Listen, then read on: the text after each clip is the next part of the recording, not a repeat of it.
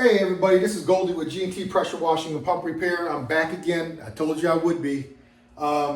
We have a Titan ED655. Really good pumps, really reliable pumps too if you take care of them, just like any pump. If you take care of it, it'll take care of you. So, came in and it wasn't picking up any paint. So, put it on a stretcher here and took a look at it. And I'll just share with you a couple of things that I looked at as I took it apart. So the main thing that I want to look at here is your inlet valve. This sits on top here. Your hopper sits on top of that. In this inlet valve here, there's a seat. And you want to make sure that this opens up and it's clear of any debris or anything like that, if you can see that opening up. It's not going to open up a lot, maybe a 1/16 or so.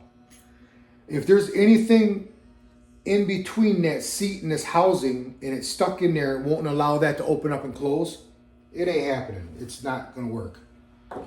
So that was my first thing. I wanted to look at that. There was nothing blocking it. So then what I wanted to do was I did a water test. So I put water inside of here, cleaned off the bottom here. I sit it down on cardboard or paper, and I just watch it for a minute or two.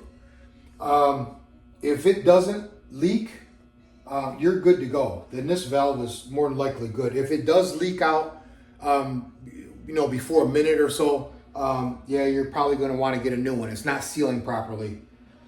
So another thing there I took a look at was my outlet. So I took the outlet adapter off, and sure enough, the ball that's on the inside here and the spring were gone from the unit. And I think a lot of times what happens, guys are out in the field and they take this off. They don't really know what's on the inside. They just want to see if there's something in there that's maybe stuck or whatever. And they end up losing them. The pieces are really tiny. So you got to be careful.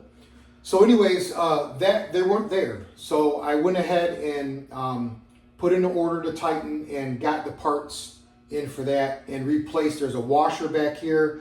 Then there's your seat, your ball guide seat that sits in there. There's a spring, and there's a spring guide here that sits inside this adapter. So replaced all those parts, put everything back together. And when you're working on these machines, get the parts that originally are from the manufacturer. Don't get off and get into some goofy stuff and getting some parts offline from some crazy place that making some aftermarket part or something like that. Just get the original stuff for the machines.